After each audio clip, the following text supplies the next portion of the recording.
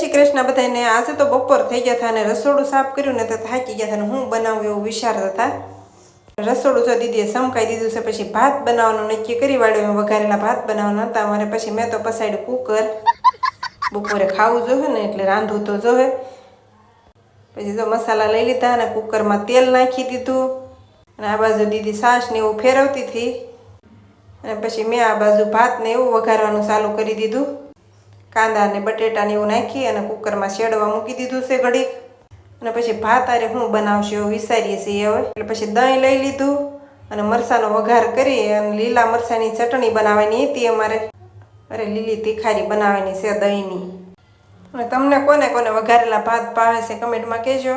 થોડીક જ વાર ચટણી ચડી ગઈ અને હું નાખી દીધી દહીંમાં વઘાર હવે, અને સરસ મજાની તીખારી બનીને થઈ ગઈ છે તૈયાર। અને પછી અમારે બેસી જવાનું હતું જમવા।